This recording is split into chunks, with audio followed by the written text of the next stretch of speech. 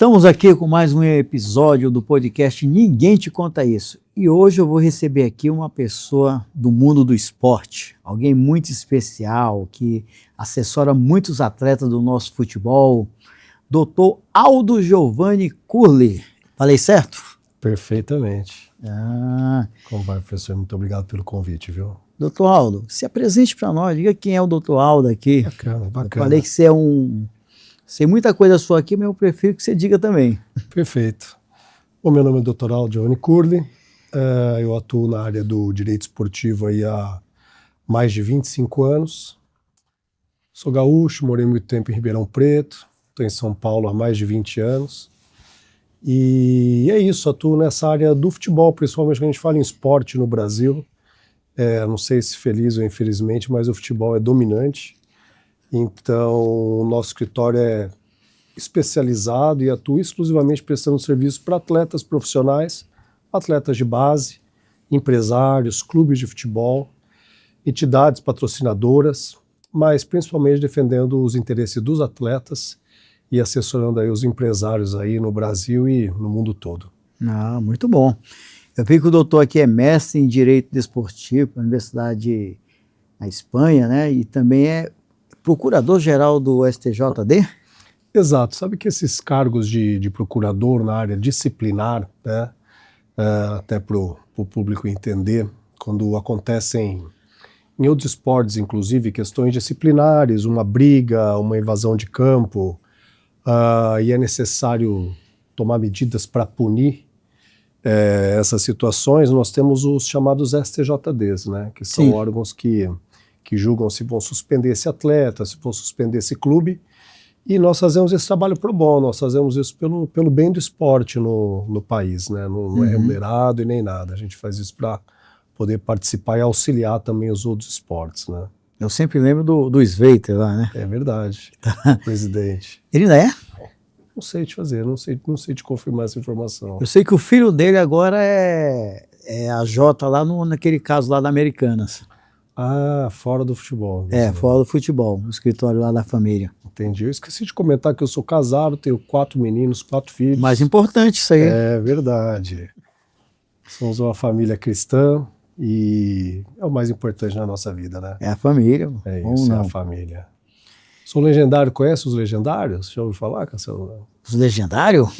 Não, me fala aí o que é. É um projeto cristão muito bonito que os legendários. Que leva os homens aí para a montanha aí para lembrar de alguns princípios importantes que a gente tem que ter nessa vida, né? Bom, princípios. Princípios é algo sempre importante. A pessoa que tem princípio, ela tem muita coisa. É verdade. Quem não tem princípio, não importa, cada um tem os seus princípios, mas sejam princípios. Perfeito. Que você se mantém firme naquela linha. Exatamente. E nesse mundo do futebol, tem gente que não tem muito princípio aí não, viu? Não é uma área de muitos princípios, não. Até se você me permite comentar o começo da minha trajetória, né? Eu ia te perguntar isso. Bacana. Aí eu já entro nessa questão desse princípio. Como eu disse, eu sou de Ribeirão, morei minha vida toda a juventude de Ribeirão Preto, me formei em Franca e vim a São Paulo. Costumo dizer que eu sou um retirante, né? A gente vem a São Paulo para trabalhar com uma malinha, uma mochila. Eu fui lá dar um curso em Franca, lá na Magazine Luiza. Correto, é de lá, origem. Eu fui lá. E o mais engraçado, doutor, é que é o seguinte, as pessoas... Você vai na Magazine Luiza, fui dar um curso lá, negócio de fluxo de caixa. Sim. Aí a dona Luiza veio lá me receber, queria só me cumprimentar, tal. Você vai dar o curso aqui pro pessoal do financeiro. Correto. Vou levar você na minha sala ali. A sala dela era uma sala assim, no meio de todo mundo. Todo mundo junto. Ela ficava atrás assim, tinha mais ou menos uns 300 funcionários ali. Ela ficava ali no cantinho, uma mesinha no fundo. E quando ela queria parar para conversar um assunto mais pessoal, ela entrava numa salinha de vidro lá e puxava as cortinas e você ficava isolado. Mas ela trabalhando no meio da galera, vamos dizer assim. Muito bacana. Você me lembrou até de um clube na Dinamarca chamado Midtjylland. Tem uma história muito interessante no futebol, que na hora da refeição dos atletas, todos da categoria de base, os profissionais e toda a diretoria e o presidente, eles almoçam juntos a mesma comida. É mesmo? Dizem que tem uma questão psicológica muito importante para o menino da base, para ele ver os profissionais ali, os ídolos ali, e perceber que não é intangível aquilo, que aquilo é possível de se alcançar. Sim. Achei interessante. Isso é o mais importante. Então, voltando para Franca. Para Franca. Então, me formei, vim a São Paulo, não sou de família de advogados, não sou jogador de futebol, apesar de fazer os meus golzinhos, ser um bom atacante na pelada com os amigos, né? Mas não sou atleta profissional, nem ex-atleta, nem nada. E cheguei em São Paulo, fui trabalhar no escritório empresarial, inclusive ali nos Estados Unidos, ali no Jardins. E enquanto eu trabalhava para esse escritório, um dia surgiu, por um acaso, um processo lá contra o Corinthians. Corinthians, tá bom. Professor, e os amigos são tudo corintiano sabe que é meio chato, né? Não, tudo bom, tudo gente boa, rapaz. Rapaz, eu peguei com gosto para fazer aquele processo contra o Corinthians. É mesmo? Na verdade, tô brincando, né? Você conhece o doutor Ricardo Bianchini? O Ricardo ainda trabalha no Corinthians ou não? Não, eu acho que não tá mais não, mas alguma relação ele tem com o Corinthians ainda. Você conhece ele? Eu já falei com ele em algum momento É muito por amigo WhatsApp, nosso, alguma eu te coisa. apresento ele aí. Bacana. Vamos fazer essa aproximação. Por favor. Lá, o herói Vicente, né? Doutor Vicente? O herói Vicente. O herói. O herói, inclusive, era meu vizinho, morávamos no mesmo prédio, sim. O herói fez pós-graduação comigo na ESA. Na ESA, né? Escola da Advocacia. Na né? advocacia, exatamente. Então, quando eu peguei esse processo contra o Corinthians, eu achei muito interessante, é um processo trabalhista, não vou mencionar o nome do atleta por ética, mas envolvia valores muito altos. O salário dos atletas é muito alto. Então, nós que estamos acostumados com ações trabalhistas de pequena vulto, pequenos valores, né? Me deparar com um processo com salários tão altos me pareceu uma área muito interessante. E ali eu me interessei. Falei, olha, é uma área muito relevante financeiramente, né? Falando, inclusive. E comecei a me especializar, fui fazer a Escola Superior de Advocacia e depois eu fui fazer esse mestrado em Lérida, que é um mestrado na Espanha de Direito Esportivo. Na época eles tinham uma edição ibero-americana, se chamava, então você ficava um período no México, um período na Argentina, um período no Rio de Janeiro e um período lá em Barcelona. E resolvi me especializar nessa área. E logo de cara eu percebi que eu tinha uma vantagem muito relevante, inclusive deixo isso para os jovens advogados, né? Que eu sempre falei inglês e espanhol. Acho. E eu percebi que muitos empresários e atletas, quando iam celebrar um contrato no exterior, eles ficavam na dependência de um tradutor. Nossa. E eu podia exercer essa função. O Amaral que o diga, né? Não é mesmo? Aquela história dele lá em Portugal. João Santana, tem boas histórias do Amaral, viu? É. O Marcos que conta, o goleiro. E então eu percebi que poderia ser um caminho muito interessante na minha vida e comecei a me especializar. Né? Comecei a prestar serviço. É assim que começa mesmo, você vai metendo as caras e daqui a pouco você está dominando o assunto. Fui contratado na época pela doutora Gislaine Nunes, que era uma advogada expoente no mercado esportivo, e logo no início, em 2005, se eu não me engano, eu já estava dentro do Real Madrid, resolvendo uns assuntos do Cicinho, que era um atleta de São Paulo que foi para o Real Madrid na época. Uhum. E o Cicinho tinha uma questão relacionada a um pagamento. Você ligou pro Cicinho, né? É, exatamente. Lembra tinha disso? essa musiquinha, lembro. E, inclusive, um grande rapaz, tenho muita admiração por ele. Hoje ele é pastor, inclusive, lá em Virou pastor? Pastor, Cicinho. Pô, o Cicinho já fez de tudo, hein? É verdade. Jogou futebol, é verdade. foi danadinho, né? Foi um grande coração. Agora é gente boa. Verdade. Ele tá como comentarista também de algum... Tá como comentarista num programa esportivo. E tinha um contrato relacionado com a Nike também. Sei. Que é uma questão curiosa essa para comentar. Que ocorre foi o seguinte, todo atleta que chega no Real Madrid, o que ele ganhar de publicidade, ele tem que pagar metade para o Real Madrid. Certo. Esse é o verdadeiro direito de imagem. Porque o direito de imagem ele é personalíssimo, ele pertence ao atleta. Então, por exemplo, se o Cicinho fizer uma campanha, qualquer atleta do Real Madrid, para Gillette, não tem nada a ver com o clube, para Nestlé, para quem for, e ganhar 100, 200, 1 milhão de dólares, ele tem que pagar metade desse dinheiro para o Real Madrid. E isso tem plena coerência, porque ele só vai fazer essa campanha internacional porque ele joga no Real Madrid. Sim, lógico. O Real Madrid dá essa visibilidade a ele. Né? É aquele negócio. O atleta está no Real Madrid, joga um bom futebol, isso fez com que ele estivesse lá. Exato.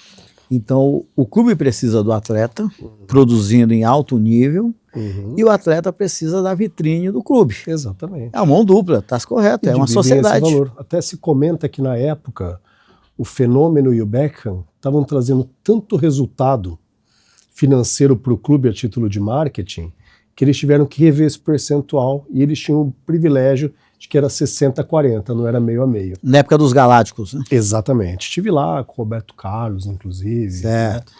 E é interessante, já aproveitando, entrando um pouquinho nessa seara desportiva, o quanto o intitulado direito de imagem no Brasil faz o menor sentido, que os clubes pagam direito de imagem para o atleta. Isso não tem menor, isso na verdade é uma pejotização do mercado, né? Porque outro dia eu estava lendo uma matéria que explica por que o Mbappé deixou o PSG e foi jogar no Real Madrid. Uhum. Muita gente acha que foi uma oportunidade, mas foi uma questão tributária. É possível. Foi uma questão tributária, porque a carga tributária na França é altíssima. 50% praticamente. Não, acho que até mais. Atletas estrangeiros às vezes têm um benefício no início. Uhum. Eu estive lá agora com o Lucas Perry, o goleiro que agora já está no Leeds, e com o Adrielson, foram vendidos pro Lyon, e com bons advogados e contadores, né? Bom que se diga isso, né, professor? Existe como você ter um privilégio, um benefício nos primeiros anos, desde que seja a primeira entrada fiscal no país, você acaba pagando em torno de 37%. Aí o que acontece? Ele indo para o Real Madrid, ele montou uma estrutura lá onde ele montou as empresas dele para gerenciar os negócios que giram em torno dele. Correto. Ou seja, ele fica sujeito somente àquela tributação daquilo que é realmente o salário. Exato. Então o salário normalmente é pequeno, pequeno assim, em relação a todos os outros valores que giram em torno do atleta. Então o atleta, na verdade, termina se tornando uma hold dele mesmo. Exatamente, isso quer dizer, é um planejamento societário importante que tem que ser feito. Né? Agora, por exemplo, no Real Madrid, na época, eu te confesso que faz praticamente 20 anos, né, existe um limite de que apenas 15% do teu rendimento trabalhista você poderia direcionar para outras nomenclaturas e para recebimentos fora da Espanha. Ou receber uma pessoa jurídica desde que ela já estivesse constituída antes de você chegar lá. Então imagina a relevância de você ter um bom profissional para cuidar disso para você, né?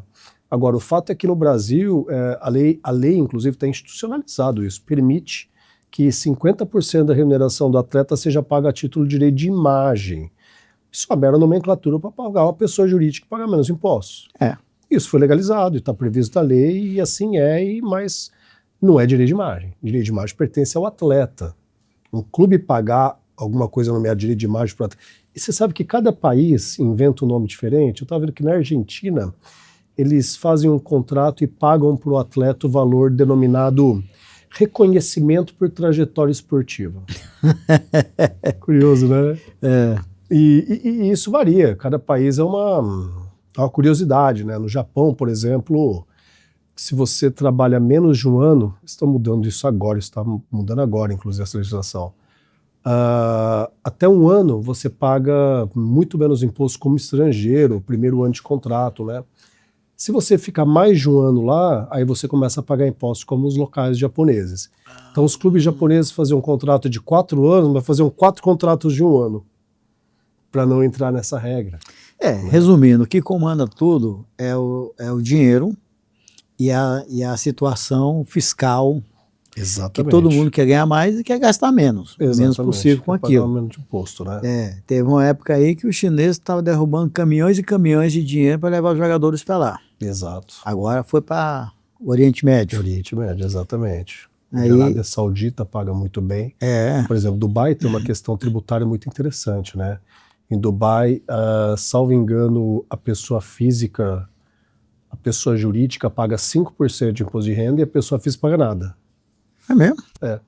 Ou vice-versa, posso estar fazendo alguma confusão. A maneira que eles fazem de atrair investimentos. Isenções fiscais plenas. Né? Querendo ou não, o futebol ele atrai, né? A coisa que mobiliza a população, essa coisa toda. Total. Mas... Então, só finalizando essa introdução, professor, eu então, quando entrei nesse mercado do futebol, muito promissor, mas tudo na vida tem um custo, né? E eu me deparei com um mercado de pessoas sem caráter. Né? Simples assim. Não tem No futebol não tem isso não, doutor. Dizer. E era muito difícil, era muito insuportável, porque ninguém cumpria com ninguém, atletas ingratos, empresários que tiravam vantagem dos atletas, ninguém paga ninguém, eu achava curioso isso. Ninguém cumpre com ninguém a palavra, ninguém cumpre o contrato, ninguém paga ninguém e seguem jantando juntos como se... E aquilo começou a me dar uma gastrite nervosa. Eita. Comecei a somatizar um incômodo meu com aquela situação. Então eu queria só frisar essa questão do princípio que a gente iniciou, que naquela época eu pensei em desistir. Eu falei, até reuni minha família na época, meus pais. Falei, pai, eu tô um pouco desgastado, eu tô com problema de saúde porque é um meio muito, muito ruim em termos de compromisso mesmo, de hombridade, de honestidade, para falar a palavra certa. E eu nunca vou esquecer, meu pai de origem humilde, né, meu avô agricultor, ele falou assim, tá aí meu filho, uma grande oportunidade na sua vida.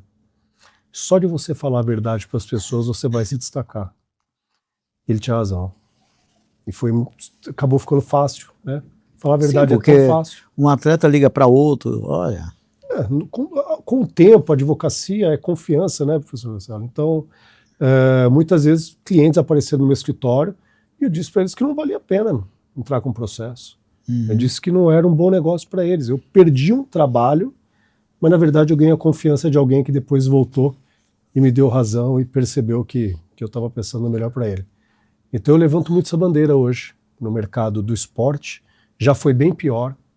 Onde existe amadorismo e muito dinheiro, prevalece a corrupção, o mau caratismo. Hoje nós já temos mais profissionais na área e melhorou um pouco. Mas eu sou da época em que era ameaça de morte, era pesado. Era pesado. Não faz isso não. Não põe coronéis do futebol. Não põe o clube nessa situação.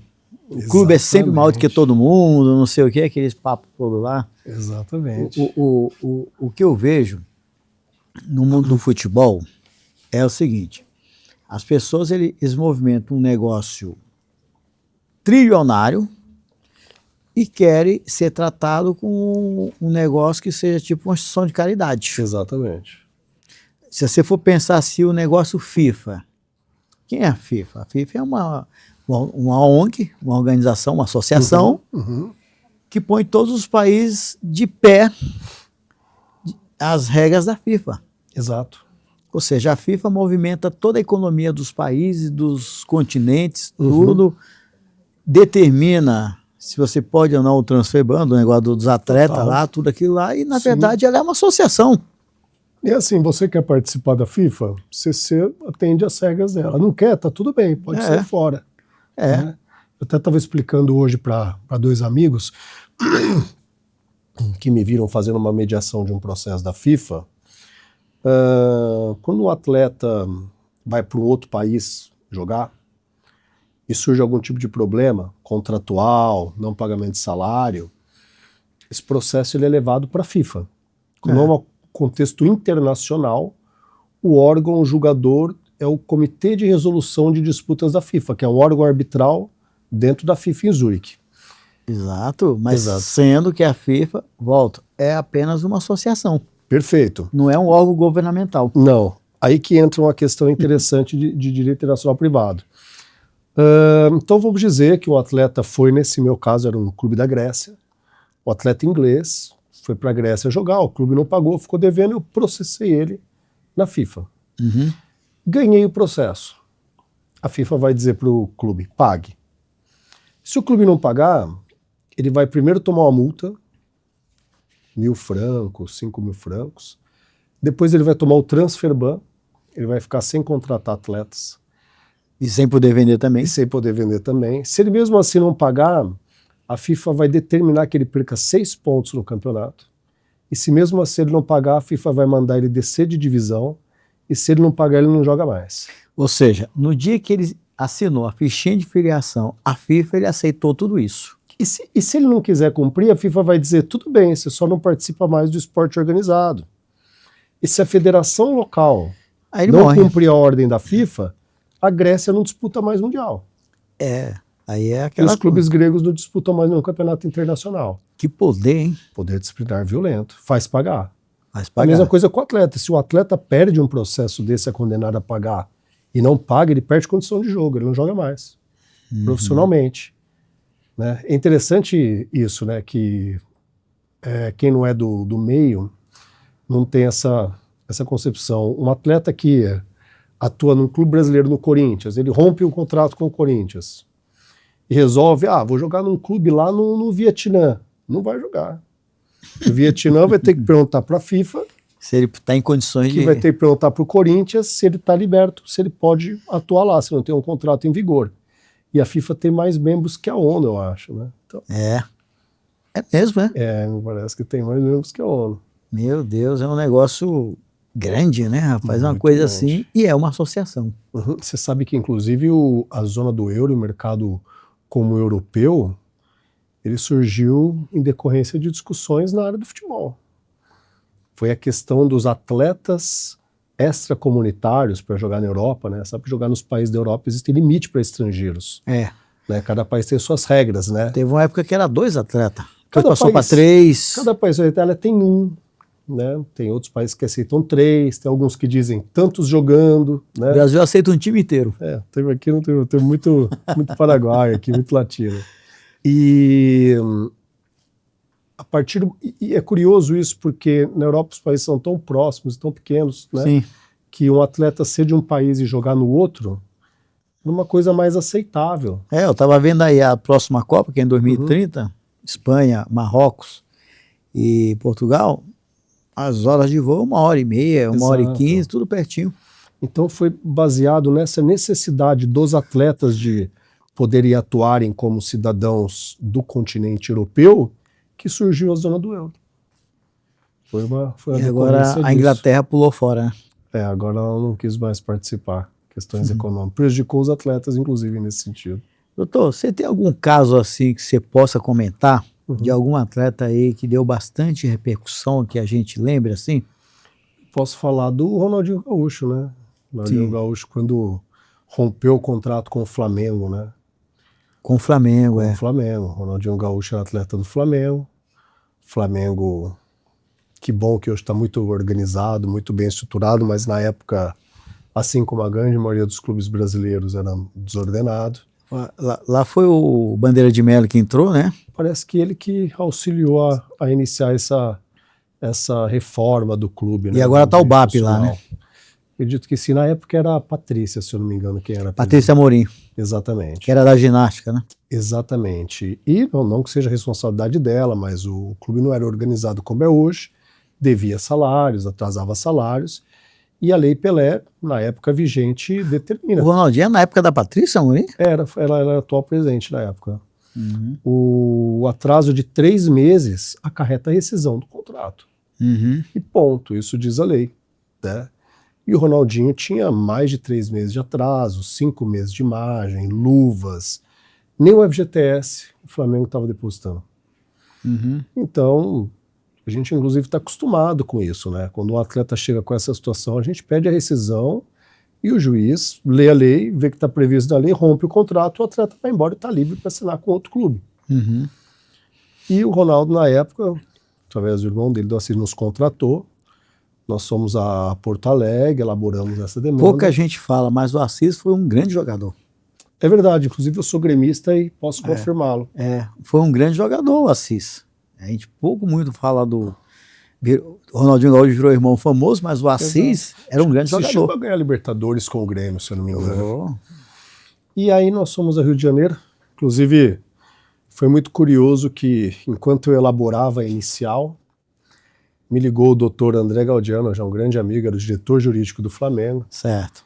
E me disse, Aldo, ouvi um bochicho aqui que o Ronaldo vai processar o Flamengo. Falei, imagina, não sei de nada. Tô na praia com a família aqui, não é verdade.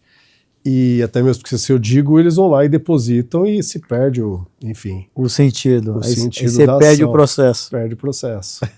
Mas foi muito elegante da parte dele depois, porque quando nós entramos com a ação e fomos despachar com o juiz do Rio de Janeiro, da primeira instância, óbvio, ele nos recebeu na sala e disse o seguinte, falou, olha, fosse qualquer nome, fosse qualquer atleta, eu iria obedecer à lei e conceder a liberação desse atleta.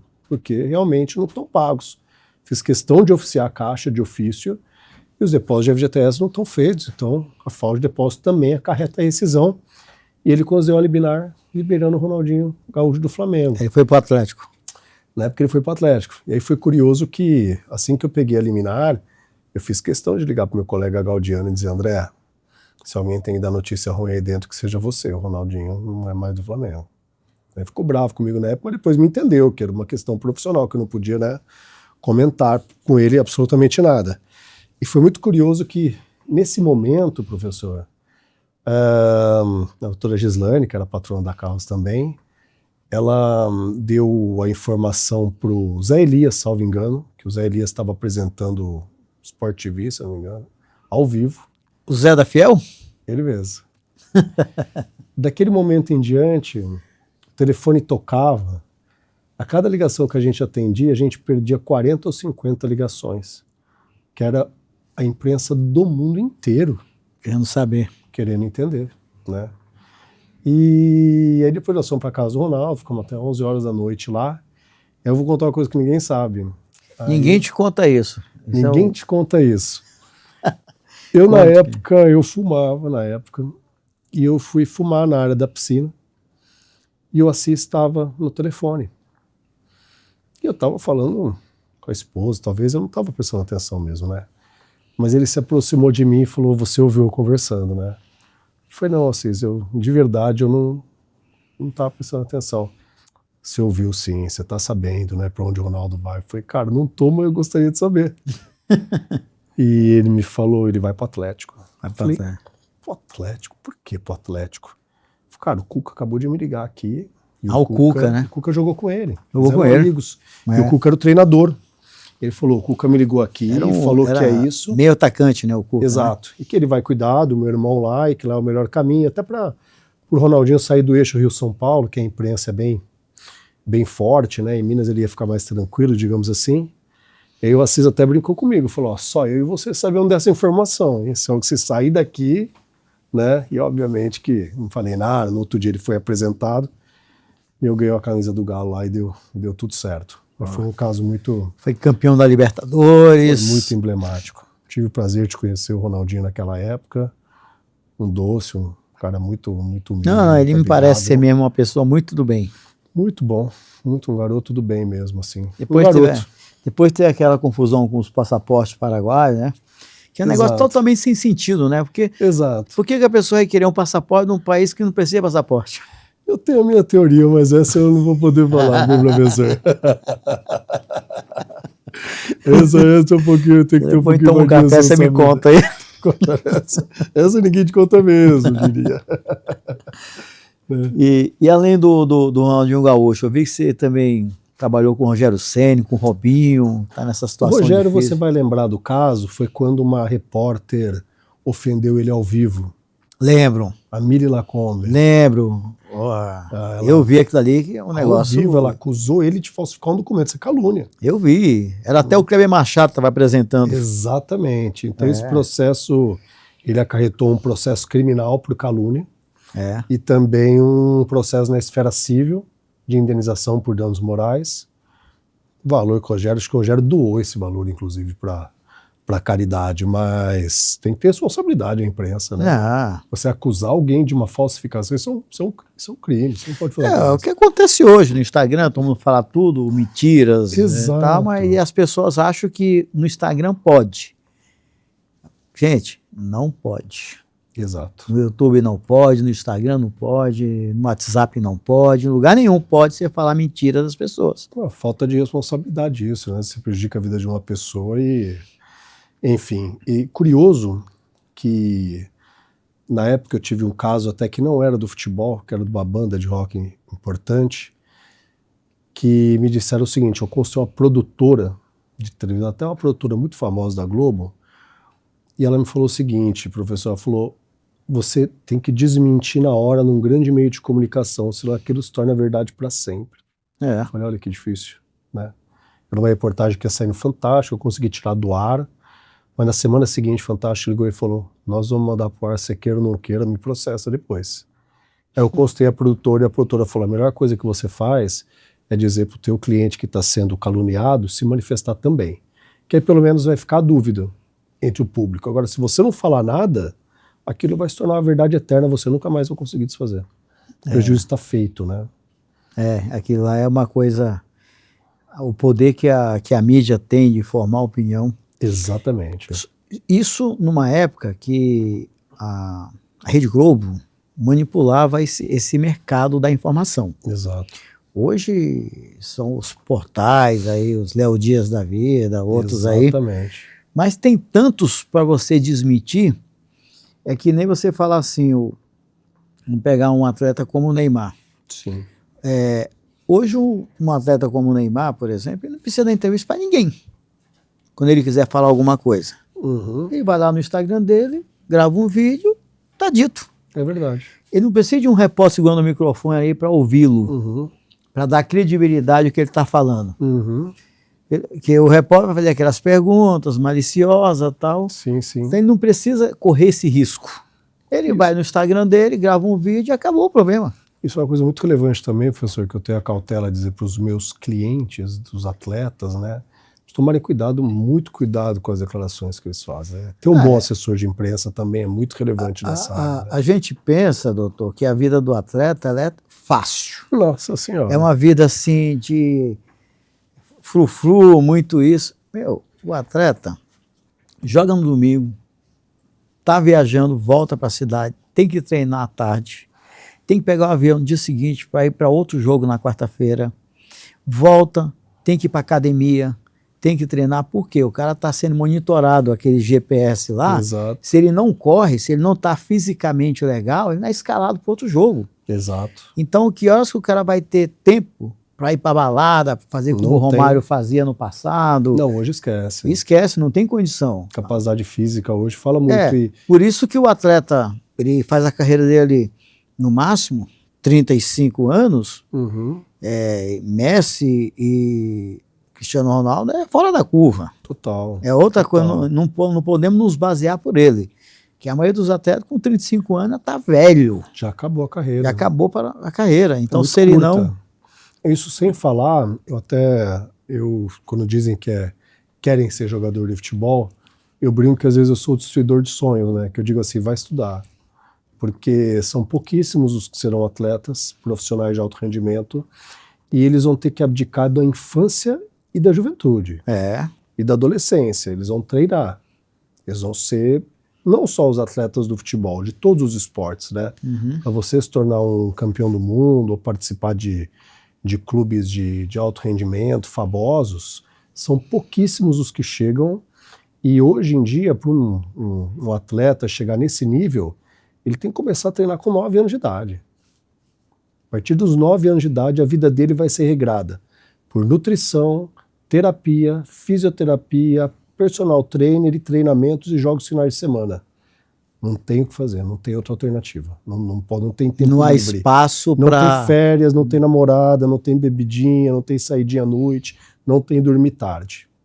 Porque tem uns caras que vão fazer isso. Poucas pessoas sabem, mas o atleta, quando ele é pré-convocado para uma seleção brasileira, é monitorado o sono dele diariamente lá no outro país que ele já está, para saber se ele está dormindo ou não. Exatamente. É um negócio muito profissional. Não é nada fácil. É uma das coisas mais concorridas que existem é ser um atleta profissional, né? Eu recebo ligações todos os dias. Olha, meu filho, meu sobrinho, filho da minha funcionária. Eu digo, esquece isso. Quantos anos ele tem? 15 anos, não jogou em nenhum time. Esquece, vai estudar. Não se iluda, né? Doutor, mas eu pergunto assim, os maiores problemas dos atletas hoje, qual que é? Clube não pagar, essas questões... o clube tentar enganar ele no contrato, direito de imagem. Quais são os principais problemas que um atleta tem hoje que precisa de uma assessoria jurídica como a sua? Cancelo, o atleta tem que entender, esse dia eu estava até falando com um atleta do Santos, que pelo resultado econômico que ele tem, pela remuneração que ele recebe, ele é uma empresa. Ele tem que ser tratado como uma empresa, ele tem que ter uma estrutura profissional em torno dele, né? Inclusive a maioria monta uma empresa, CNPJ mesmo, com pessoas dentro da estrutura para poder atender a... Para você receber direito de imagem, por exemplo, você tem que ter uma empresa constituída, né? Mas quando eu digo que ele é uma empresa, eu quero dizer que existe uma necessidade que ele tenha profissionais ao seu redor para cuidar dos seus assuntos, né? Sim. Normalmente o empresário, que é o que vai negociar os contratos, é o que vai trazer oportunidade de negócio para ele, o advogado, que é quem vai ler esses contratos, principalmente contratos internacionais, né? Até voltando um pouco àquele primeiro assunto da FIFA, a relevância do contrato. No mundo do futebol, prevalece o que a gente chama de pacta sunt servanda, Sim. que eu conheço muito bem, que é o Sim. contrato faz lei entre as partes. Então, Faz lei entre as partes. o que tiver escrito ali naquele contrato vai ser o que vai definir se ele vai ganhar um processo ou não. Então, Desde que a lei não fira a Constituição do país. mas aí que tá, professor, olha que interessante, né? Para você ver a relevância do preventivo, do atleta levar o advogado na hora de fazer o contrato com o clube, tá? Uhum. A FIFA tem o seguinte princípio: o que é justo no Brasil não necessariamente é justo na Arábia Saudita. Uhum. Não tem como você partir por usos e costumes, né? Eu tenho cláusulas de contratos em regiões de guerra que são cláusulas absurdas. Hoje, para você assinar um contrato com um clube russo, no contrato vai estar escrito o seguinte: se explodiu uma bomba do lado da sua casa, você não pode ir embora e romper o seu contrato, você tem que permanecer aqui. E se o jogador for embora, ele está rompendo o contrato e vai perder o processo, que ele combinou aquilo, né? Na Arábia Saudita existem regras, por exemplo, de comportamento social, que podem parecer ridículas para nós, mas para eles são muito sérias, né? O atleta pegou com uma bebida alcoólica, isso é um problema gravíssimo no mundo O muçulmano. Vampeta foi que foi preso lá. Passou Várias histórias, Marcelinho também tem umas histórias interessantes lá. Então, pelo fato de não ser possível a análise do que é justo ou o que é injusto nesse contexto internacional, o que vale é o que está escrito no contrato. Entendeu? Então, o que tiver escrito ali vai ser o que vai definir, né? Então, eu vou te dar um exemplo mais prático. De acordo com a FIFA, se atrasa 2 meses de salário e você notifica ele não paga em 15 dias, você pode romper esse contrato. Agora, por exemplo, no passado eu tive o caso do Kleberson, lembra do Kleberson da seleção de 2002? Lembro. 2002, né? O Kleberson jogava no Besiktas. Ele era do Atlético Paranaense, foi para a seleção. Aí ele foi para o Manchester United. Manchester Só United. ele foi o primeiro brasileiro no Manchester United.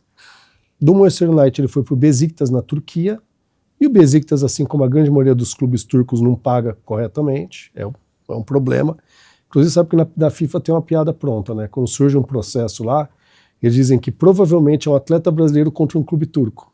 É mesmo? É porque os atletas brasileiros não cumprem contratos e os clubes turcos não costumam pagar direito. É mesmo? Eles têm essa fama aí? O atleta brasileiro tem uma fama muito negativa em alguns países, por não cumprir contratos, por não ter responsabilidade, por não ter maturidade. Eu tenho um grande amigo na Suíça que eles não contratam latino-americanos, É mesmo? que não se adaptam. Não se adapta ao modelo de jogo, não se adapta à alimentação. Quem foi um atleta assim desses que mais conhecido que não cumpriu o contrato, que você lembra? Você tem algum? Muitos. Tem algum que você pode falar Deixa eu aí? pensar um que eu não vou... Você não vai ser Vou me processado. constranger, exatamente. Muitos atletas, Castelo, que você vê que ficam 6 meses e voltam. Entendeu? Isso é um prejuízo enorme para um clube europeu.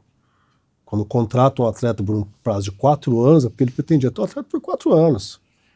O atleta chega lá e fica com saudade da vovó, do feijãozinho. Não tem que entender, vai morar no frio. É diferente. Uma vez quando a gente teve um atleta no PSV Eindhoven, da Holanda, Sim. passou Romário, passou Ronaldo.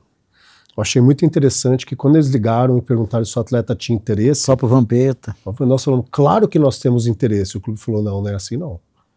Quero que vocês venham aqui nos visitar. Quando nós chegamos lá, eles deram uma aula sobre clima. É uma cidade de 300 mil habitantes, uma cidade pacata, uma cidade tranquila.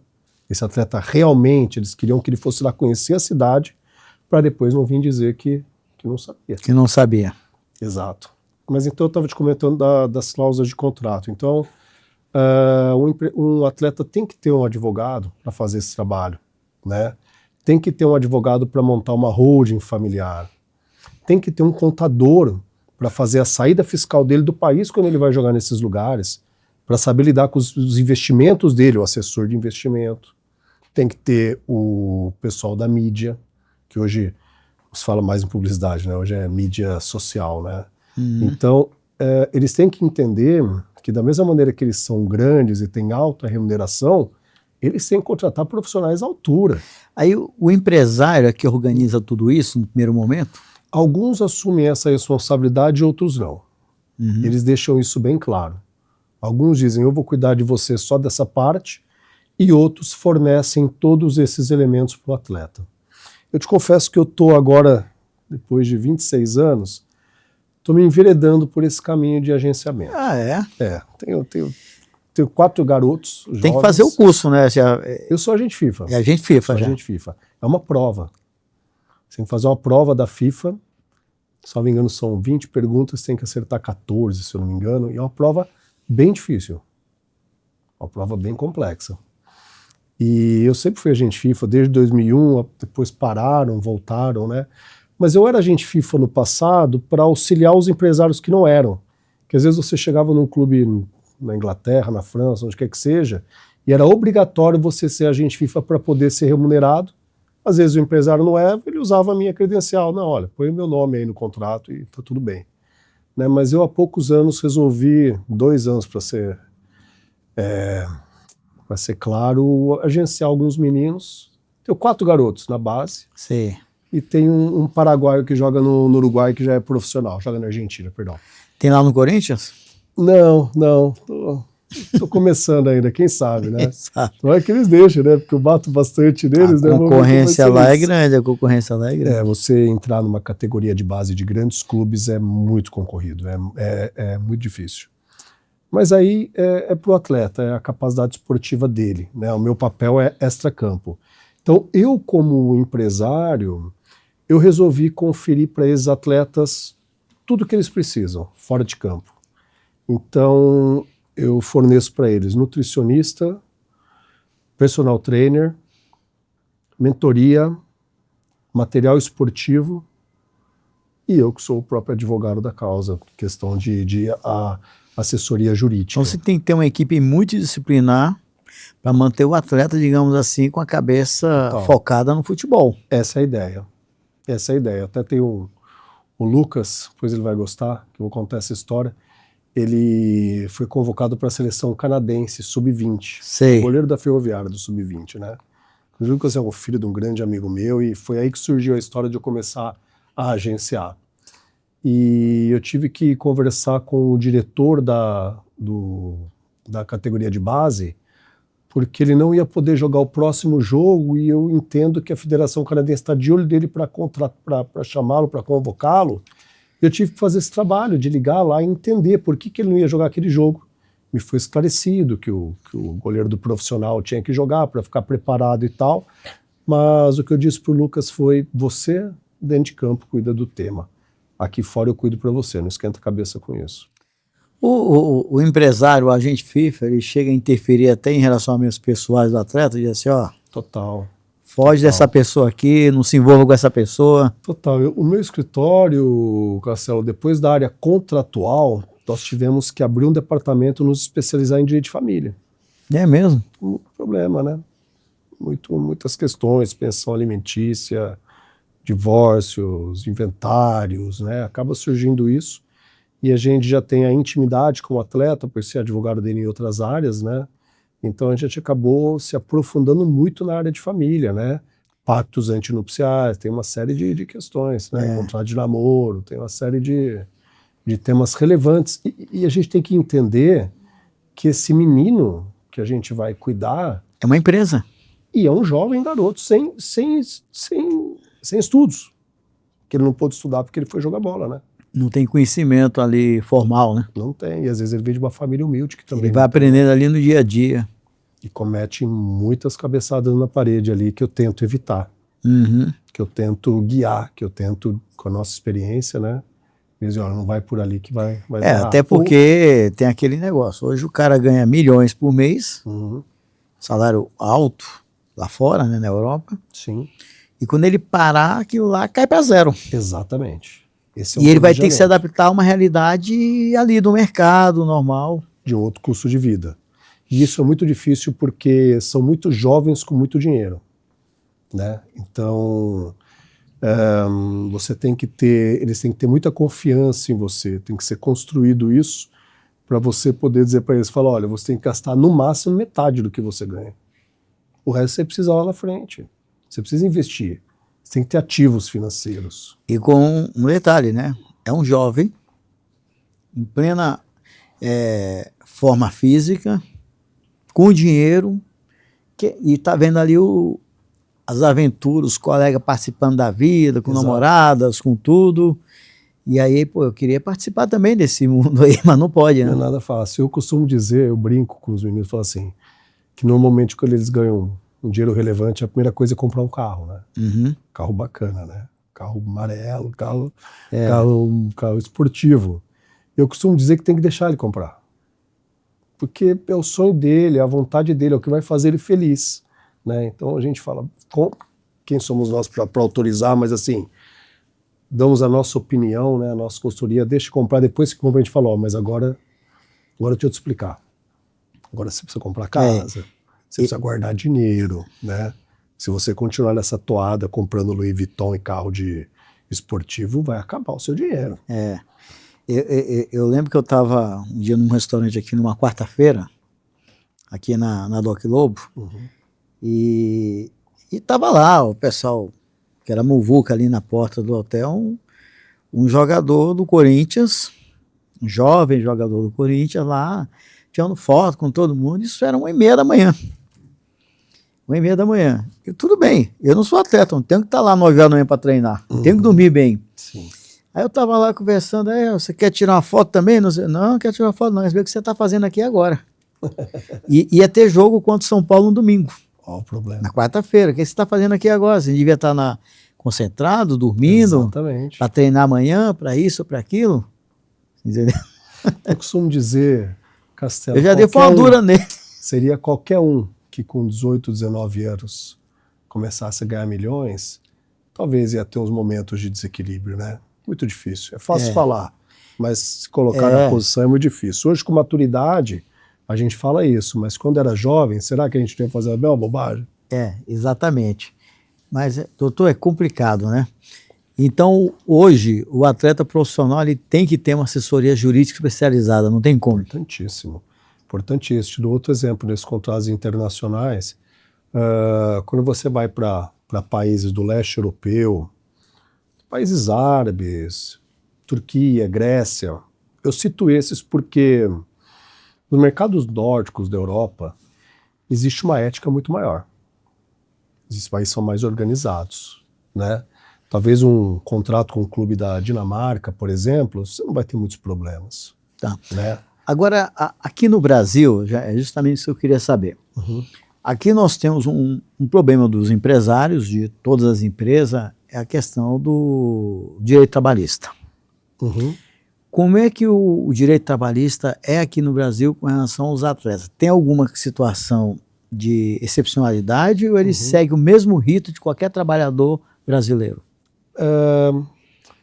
A Lei 9.620 e a Lei Geral do Desporto são duas leis específicas que regem a relação do atleta com o clube. Quais as peculiaridades? Um contrato de um atleta é um contrato por prazo determinado, né? Ele tem uma data para iniciar, uma data para terminar. Não é como a de um trabalhador comum, né? Um funcionário de uma empresa, ele tem uma data para iniciar, mas não tem uma data fim, né? Então, só quando ele é demitido ou quando ele pede para sair. No caso do atleta, existe uma data final, esse contrato. Isso traz uma série de consequências, como as multas que existem nesses contratos, né? Então, se o clube mandar um atleta embora, ele tem que pagar metade dos salários até o fim daquele contrato. Isso é uma previsão legal.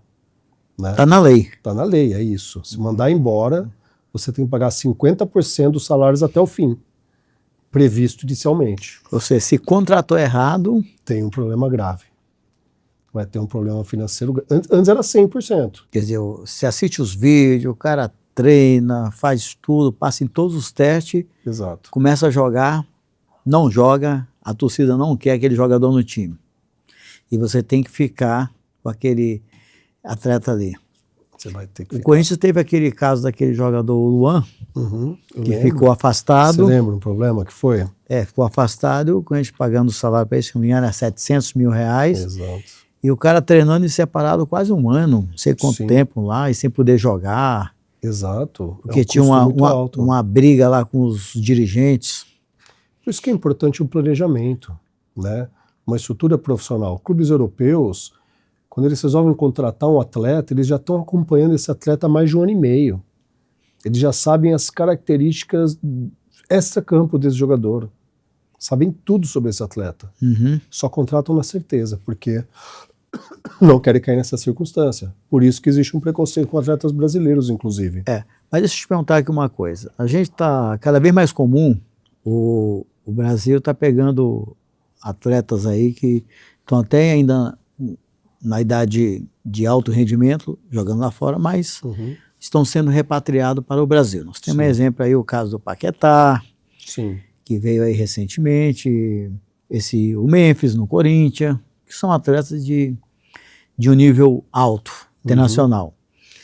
Aí na hora de fazer o contrato desse atleta, como é que funciona? Porque ele sabe, se ele for contratado ali 100% na folha de pagamento, ele vai pagar os 27,5% que o governo quer. Por isso que eles fazem o contrato de imagem. Pois é, aí tem essa questão do contrato de imagem. Aí é que o clube vai atrás daqueles patrocínios para pagar esse contrato de imagem. O clube tem que pagar ele mesmo, direto. É mesmo? Como é que funciona isso aí? Eu queria entender essa jogada. Paga, na verdade, é bom a gente fazer uma preliminar no seguinte sentido. Por que esses atletas são repatriados para o Brasil? Hoje o Brasil é o 6º campeonato que paga mais, em termos de salário. Estamos em 5º e em 6º. Então já vale a pena jogar no Brasil. É absurdamente desproporcional o que ganham no Brasil com relação ao que ganham na Argentina, Uruguai, Paraguai e Colômbia. Né? O salário é muito baixo nesse país, por isso que tem tantos... Porque eu acho que os maiores líderes é a Liga Árabe hoje. Exato. Vamos falar, é a inglesa. A inglesa, paga mais, espanhola. A inglesa, a francesa, espanhola, a alemã, francesa, já falei. E depois já vem o Brasil. Já vem o Brasil. Tirando a Europa e esses grandes e esses 2 países Emirados. Porque assim, nos Emirados e na Arábia são alguns clubes que pagam tanto. Certo. Não são todos. Né? São poucos clubes que têm salários estonteantes assim. Mas então, voltando, uma segunda peculiaridade. Então eles vão para o Brasil por causa disso, que o Brasil já paga bons salários. Né? Esse é o plano do Yuri Alberto. O Yuri Alberto tem um salário excelente no Brasil. Mais 2 milhões, parece. Não é qualquer país da Europa que paga isso. Não é nada. Muito menos clube de meio de tabela de Europa. Ainda mais com um jogador como ele, que de vez em quando dá uma escorregar na casca de banana. Sou fã dele. Eu também sou fã. Eu sou daquele assim, ó. Ele como pessoa, acho. Ele é demais. Eu sou daquele assim, a gente critica ele quando ele faz o gol, eu nunca critiquei. Aquela fila para pedir desculpas, né? A fila de pedir desculpas, exatamente. Exato. Mas ele é gente boa. Eu gosto dele, é um menino bom. Ele é assim. O pai dele ali é novo, né? Parece o irmão dele. Muito jovem, é verdade. Muito jovem e tal. Muito jovem. Então, voltando, outra peculiaridade, o Paquetá vem para o Brasil, a regra que se aplica a ele é a legislação trabalhista. O Memphis veio para o Brasil, a regra que se aplica a ele é da FIFA, porque ele é um jogador internacional. Contexto internacional. Olha, informação importante. Entendeu? Essa daí. É diferente. E a FIFA tem uma regra muito interessante. Tem a ver isso aí, o país de origem? Tem a ver isso aí, o país de origem? Tem a ver com o fato de que um é de um país e o outro é do outro. Por exemplo, o Memphis, que a gente estava comentando, que joga no Corinthians, se ele tiver qualquer problema com o Corinthians, quem vai decidir esse litígio é o comitê da FIFA, porque é uma conexão internacional. Nós estamos falando de um atleta holandês com um clube brasileiro. Então, ele tem a prerrogativa de poder ir na FIFA reclamar os seus direitos, por entender que a FIFA vai ser um órgão imparcial nessa história. O inverso aconteceria também? Da mesma maneira. Todo brasileiro que joga fora do país, ele vai buscar os direitos da FIFA. Isso tem uma explicação muito coerente, inclusive é uma das principais cláusulas de contrato que o atleta tem que ter atenção na hora de ir para fora do país. Me veio uma curiosidade aqui, aqueles atletas lá que jogam na Ucrânia, que estão com o problema da guerra lá, que ela sofreu, acho que o Dentinho do Corinthians e outros tantos lá, a FIFA age em cima disso aí? Age. A FIFA, inclusive, quando houve a vinda do Yuri, do Zenit, para o Corinthians, a FIFA tinha aberto uma exceção, uma determinação de que os atletas estrangeiros poderiam exigir que o clube onde eles estavam, em situação de guerra, fosse obrigado a liberá-los gratuitamente por empréstimo para um outro clube. Foi assim que, num primeiro momento, o Yuri veio para o Corinthians. É claro que isso causa um desgaste enorme, que o clube lá fica chateado. do atleta ir embora gratuitamente, né? Mesmo que por empréstimo, né? Mas essas cláusulas, elas foram válidas, chamada inclusive cláusula de guerra, até, salvo engano, agosto de 25. Hoje, os atletas que estão nessa região, inclusive, tem um atleta aqui que eu não vou nomear por ética, mas que me ligou há 2 meses atrás, me mandou um vídeo de uma foto de uma explosão. Ele mora na Rússia, a poucos metros do hotel onde ele estava, e eu analisei o contrato dele e, em teoria, ele não pode abandonar aquele clube. Ele tem um contrato, ele tem que permanecer lá. Acho que eu vi aquele atleta que é de São Paulo, o Ilcinho, falar que passou uma experiência terrível num desses países aí, que ele tinha que dormir em cama de cimento lá. Curiosamente, também é um atleta que era Os de São hotéis Paulo, ruins. mas que está numa situação de negociação com o clube, porque a minha consultoria é que a gente pode até arriscar, ir na FIFA, lutar, mostrar o receio que eles têm, a esposa está apavorada, filhos pequenos e tal, mas de acordo com o contrato, ele não pode romper o contrato por esse motivo. Imagina a relevância de que no momento de elaborar esse contrato, tem um advogado do lado para deixar bem claro que se o atleta se sentir numa situação de risco, de perigo, que ele pode ir embora. Isso é uma vida complicada, né? O cara tem família aqui, estou em São Paulo, amanhã estou em Minas. Total. Agora fui vendido, eu estou em tal país. E a família sofre muito com isso, né? Tem que acompanhar, né? O atleta tem que estar junto. Aí tem esse negócio de filho na escola, essa coisa toda. Uma curiosidade, normalmente os filhos desses atletas, as crianças, os bebês, isso acontece não só com atletas, mas com empresários de multinacionais viajando, eles demoram mais a falar. É mesmo? É verdade. Uma criança, quando na primeira idade, ela tem o contato com muitas línguas ao mesmo tempo, na escola é inglês, em casa é português, o pai fala espanhol, ela demora um pouco mais a falar. Às vezes a família fica preocupada e é totalmente normal e natural. Que ela está pegando aquelas 3 línguas de uma vez, mas demora um pouquinho mais para processar. E você agora, como agente FIFA, tem que lidar com tudo isso. Tem que lidar, tem que providenciar psicólogos, né? Fonoaudiólogos, se for necessário. Tem que cuidar da família também, né? Exato. Eu ia te comentar uma questão peculiar dos contratos internacionais, que é o cuidado que o atleta tem que ter com relação à competência. Que quando você vai para a Turquia, por exemplo, o clube turco vai escrever lá no contrato que qualquer litígio vai ser resolvido pela Federação Turca.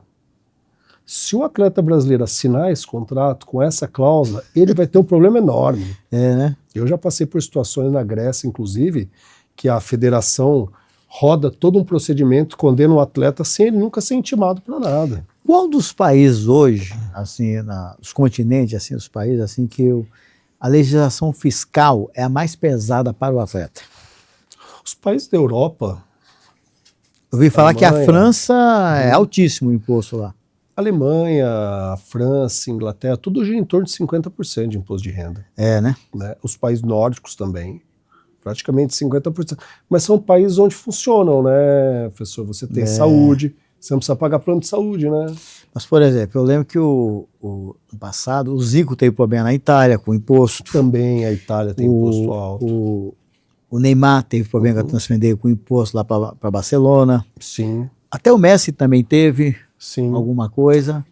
Os empresários e os contadores... Ou seja lá, o cara vai para o tribunal mesmo. Eles tentam buscar alguma maneira de pagar menos, né? Eles tentam algum tipo de elisão fiscal e se isso não for bem feito e planejado, isso vai ter problema. Inclusive esses países, tem muitos atletas que não sabem, quem já jogou na França, quem já jogou na Itália, tem impostos que depois que eles saem desse país, eles podem ir lá resgatar, restituir. Entendeu? Igual atletas estrangeiros que vêm para o Brasil e recolhem FGTS, não sabem, depois não vêm buscar o FGTS. Eu falei aqui de Barcelona, aí me veio uma lembrança aqui, não sei se o senhor sabe dessa informação, como é que está a situação daquele atleta brasileiro, o Daniel Alves? Que foi julgado, foi solto, foi anulado o processo dele, parece que era meio que uma fraude, essa situação, um pouco disso. Você tem informação desse caso? Mas era aquele caso de assédio, de abuso, isso. De estupro, né? Isso. Não, a gente não, inclusive nós não atuamos na área criminal no escritório, a gente não faz esse tipo de trabalho. Mas isso é uma cautela muito grande que os atletas têm que ter, né? A gente viu uma o acontecimento com o Neymar no passado, né? Uhum. E é muito pessoal, né, Marcelo, para entender o que aconteceu naquele momento. O único equívoco que eu acho que o Daniel Alves cometeu foi ir à Espanha, né? Ele estava no México, né? No México, não sei Foi como na foi Espanha e ficou preso. Exato. Acho que aí não sei se foi uma estratégia muito vencedora, né? Mas lhe confesso que eu não sei qual foi o resultado desse processo, porque essa área criminal, a de família já não é fácil, né? Essa criminal eu prefiro não participar, para ser bem sincero, eu fiz essa opção na minha carreira. É. Doutor Aldo, olha, está sendo aqui um papo maravilhoso, estamos chegando no final já. Que pena, tá Estou muito olhando aqui para o nosso mesmo. relógio aqui, mas a gente vai pegar assim um caso aí famoso que o doutor esteja pegando, a gente vai tratar dele aqui um dia até o final. Vai ser muito satisfatório. O caso do Cleberson com o Besiktas da Sim. Turquia é muito relevante. Me relembra aí o caso. O Besiktas não pagava salários, atrasou 4 meses, e nós entramos na FIFA, mas de uma cláusula do contrato que dizia que ele podia atrasar 4 meses, e que quando ele atrasasse 4 meses, o atleta era obrigado a notificar e esperar mais 45 dias. E ele estava esgotado, ele não aguentava mais suportar essa situação, e a gente entrou com o processo ciente de que poderíamos perder. Falou, olha, 50% de chance, vai depender do entendimento da FIFA. Porque com 45 dias, o clube foi lá e depositou o dinheiro na Federação Turca, dizendo, olha, eu cumpri minha parte do contrato. E nós perdemos na FIFA o processo. E o Cleberson, na época, foi condenado a pagar 3 milhões de euros por Besiktas. Eita. E assim, ou paga ou não joga. Ou paga ou não joga. Das decisões da FIFA, cabe um recurso para o CAS. CAS ou TAS, que é a Corte Arbitral do Esporte, em Lausanne, na Suíça também. É a segunda instância. Também serve de primeira instância, mas ela também é instância recursal. E nós entramos com o processo lá, para você entrar com recurso no CAS, custa em torno de 30 mil francos suíços. Nossa. Entrar com um caso lá. E enquanto a gente discutia isso, vários times desistiram da contratação, mas aí o Flamengo, Michel Assef Filho, nos procurou, contrataram o Cleberson fez sucesso no Flamengo, foi para lá, foi campeão carioca e tudo mais. E um dia ele me ligou e falou, ó, eu tô indo para a Turquia lá, vou fazer um acordo com o Besiktas e pagar 1 milhão de euros para ele. Eu falei, ó, saiu baratíssimo um jogador de seleção brasileira para vocês, né? Campeão do mundo, né? Foi o mal necessário que a gente passou ali, mas nós sofremos. Um dia o Cleberson me ligou e falou, doutor, não tô cozinhando, dormiu. Eu falei, nem eu. Nem eu. Não, o que eu percebo assim, é que quando o problema é com o Barcelona, é com esses times da Premier League, da La Liga ali, de uma forma geral, eu penso que é mais fácil de resolver. Quando é com esses clubes da Ucrânia, da Rússia, não sei o que, a turma não abre mão. É bem difícil mesmo. Os caras são duros nessa questão de cumprir o contrato. E ali os atletas, porque esses clubes grandes, né, inclusive os clubes ingleses, eles são muito bem estruturados, né? Eles têm um nome a zelar, eles têm uma marca, né? Eles não querem sair em páginas de clube descumpridor de contrato. Vou fazer uma pergunta aqui, para a gente encerrar por aqui, mas por favor. O senhor é a favor da SAF? Sou totalmente contra a SAF. A SAF foi um calote no futebol brasileiro. É mesmo, doutor? A SAF é uma máscara que criaram para que os clubes peçam recuperação judicial e não paguem ninguém. As recuperações judiciais de todos esses clubes no Brasil, Vasco, Botafogo, Náutico, Sport, Figueirense, é uma farsa. Por causa do deságio, uma né? farsa, 90% de deságio. Então, um trabalhador, depois de 15 anos, para receber o seu dinheiro, vai aceitar receber um deságio de 90% para receber em 10 anos, porque criaram a SAF. O Brasil é irônico, né? Porque quem contrata o jogador é a SAF, que é uma empresa. Na verdade, assim, eles jogam toda a dívida na associação, criam uma SAF sem nenhuma dívida e segue a vida.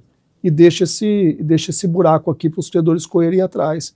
Isso foi a maior vergonha que foi criado no futebol brasileiro. É um calote institucionalizado que quem não conhece fala bonito, né?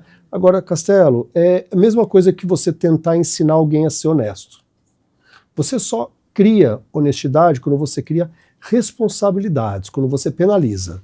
Você sabe. Agora, quando você fica passando pano, criando situações, time mania, SAFs, e permitindo que os clubes continuem descumprindo com as suas obrigações financeiras, para ali na frente vem ser dado um perdão, uma maneira miraculosa deles se safarem, a gente nunca vai aprender assim. Eu sou a favor do seguinte, que tivesse uma lei que quando você cria uma empresa em formato de associação como clube de futebol, ele deveria estar nessa lei a obrigatoriedade de ter um conselho de administração profissional. Eu te digo mais, eu acho que tem que haver a responsabilização dos dirigentes. Não, tudo bem que tenha, mas eu acho que quando tem um conselho de administração profissional, pessoas que realmente ocupam cargo de conselheiros, lá do IBGC ou de outras... Igual tem em todas as empresas, tem em banco, tem nas grandes empresas, um conselho de administração profissional. Sim, Ou seja, externo, que aprova as contas do clube, que administra essa questão financeira do clube. Quando isso acontece, eu acho que acaba com qualquer problema. Exato. Porque o problema é que hoje é muito amador. Não tem responsabilidade. É muito amador. Isso é uma vergonha, porque você pega, por exemplo, o Botafogo do Rio, pediu recuperação judicial para não pagar ninguém e virou SAF. A SAF contratou, fez dívidas, pediu recuperação judicial, também não vai pagar mais ninguém. Isso está causando um problema internacional. Ninguém mais vai vender jogadores para o Brasil. Sério? Os clubes brasileiros não pagam. O Botafogo está dando um calote de 200 milhões na MLS. Opa. O Botafogo ficou devendo dinheiro para clubes do mundo inteiro. E quando a FIFA vem penalizar, ele diz: estou em recuperação judicial, não posso te pagar. Lei brasileira. Pagar só 10%, porque a FIFA não pode interferir na autonomia do país. Só que isso está usando como uma máscara para dar calote nos outros. Mas você acha lá que no caso do Botafogo, lá do John Texton, lá, isso aí ele está fazendo isso aí, foi uma coisa pensada ou foi uma situação extrema? Eu acho que o Brasil é o país dos calotes. Acho que o Brasil é o país dos golpistas, entendeu? Então nenhum melhor lugar para um cara vir dar um golpe no mercado e ir embora e ninguém acontecer nada. Quem vai ser responsabilizado? Né? Aí foi lá e teve resultado esportivo. Isso justifica. Mas nós fomos campeão da Libertadores, ficou histórico. Pô, mas vocês roubaram as pessoas. Pois é, aqui é o Brasil. Isso para mim é um motivo de muita frustração, porque a gente não avança. Quando a gente continuar se enganando assim, com golpes, com maracutaias, com justificativas legais para deixar de cumprir, honrar compromissos, a gente não vai a lugar nenhum. O que tinha que fazer era fechar esses clubes. Fecha um. Uma vez lá no passado eu me deparei com uma frase que me chocou muito, que me faz não acreditar, ser muito cético, que foi umas piadas prontas, né? Por exemplo, os presidentes dos clubes não são remunerados. Eles fazem por amor. Tá bom. Para mim essa é a primeira piada pronta. Tá bom. Quer mais uma? Tá o Flamengo, na época, era o maior devedor do INSS. Eu falava assim, mas por que os procuradores do INSS não vão lá e penhoram as coisas do Flamengo e bloqueiam as contas do Flamengo? Porque o Flamengo é patrimônio cultural. Não pode. Não pode. Então ele não paga, sonegação fiscal, ninguém vai preso, não acontece nada. É isso mesmo. Não Enquanto existe não mudar isso, não existe. A gente vai ver o resultado igual da seleção brasileira. Um deputado federal não vai ser só deputado por causa de 46 mil reais. Né? Eu conheço gente que ganha aí 300 mil por mês. Vai deixar o salário de 3 mil para ser deputado para ganhar 46? É por amor. Que conta é essa? E você acha que os caras vão lá ficar de 8 horas por dia respondendo imprensa, ataque, correndo o risco de um processo do Ministério Público, um monte de coisa, para não ganhar nada no clube? Então não falar nada, né? Nós sabemos que a marca atrai grandes investimentos e nessa passada do dia até chegar no clube, alguém atravessa no meio. Eu faço uma denúncia, inclusive. Todos esses clubes... denúncia. Fale a denúncia. Denúncia ao vivo. Todos os clubes de futebol, eles têm contrato de patrocinadores. Eles recebem verbas altíssimas. Sim. E sempre vai ter uma empresa intermediária aí que vai ganhar uma comissão sobre isso, né? Possivelmente está aí a remuneração deles. Isso aí.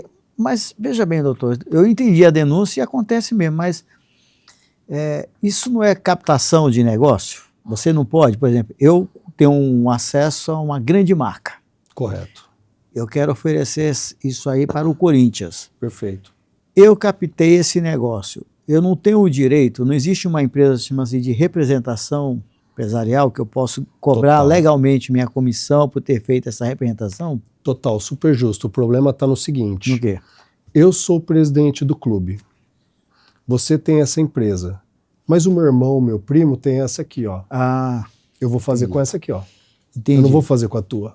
Já são os penduricalhos. Exato. Tem um livro muito interessante que chama O Lado Sujo da Bola. Sim. Que conta a história da CBF. Ali, E do Ricardo Teixeira. ali Está escrito no livro, não é nenhuma denúncia minha. você nunca vai eleger um presidente que não seja da culpa ali, que aquele sistema eleitoral deles lá não existe. Exato. Você acha que quando fecha um contrato com uma Nike ou com uma Vivo daqueles valores, esses dirigentes não têm participação? Não, você acha que tem, doutor? Eu li que foram abertas e fechadas por esse dia 170 empresas. Abre-se uma empresa, recebe-se a comissão, fecha-se essa empresa. Em nome do primo, da tia, do cachorro, do irmão, do vizinho. Bom, o Ricardo Teixeira foi processado, né? O Caboclo foi afastado. Aquele outro aqui de São Paulo, como é que era o... Presidente da federação? É. Dr. Marco Paulo Deonero. Marco Paulo Deonero. Mas foi o outro. O Ricardo Teixeira saiu, no dia seguinte o outro foi preso lá em Zurique, que está preso até hoje. Marinho. O Marinho pagou o pato. Foi preso nos Estados Unidos. Pois é. E o Ricardo não. O Ricardo, mas foi processado. Eu acho que ele estava feliz lá na fora. E agora, o último agora, andou passeando aí com as esposas, com as amigas das esposas. E aí, o futebol brasileiro. É disso que a gente está falando, infelizmente. Rapaz, né? Que coisa, Vamos né? lutar, vamos ter esperança. Né, vamos ter esperança. Mas eu gostei de lhe conhecer, gostei do Prazer. seu... Saber que você é uma pessoa cristã, que você é uma pessoa Amém. que trabalha a ética, que acredita no certo, e devagar a gente chega ao longe. É verdade. A gente Nós aprende, estouramos né? aqui o tempo aqui, mas está tudo certo. Foi tudo por um bom motivo. Te agradeço pela atenção, Marcelo. Foi um prazer, uma satisfação falar contigo, professor. Bom, as redes do Dr. Aldo está aqui disponível, está aparecendo aqui na nossa propaganda aqui. E eu peço que vocês nos sigam aqui, aperte o sininho, faça todos aqueles negocinhos que a gente precisa disso aqui. É a orientação que eu recebo da galera aí que organiza aqui o podcast. Você tem que falar essas coisas, a gente fala. Não, né? eu tenho que voltar, tem muita história ainda para te contar. Isso, vamos lá. E esse foi mais um episódio do Ninguém Te Conta Isso. Espero você em breve.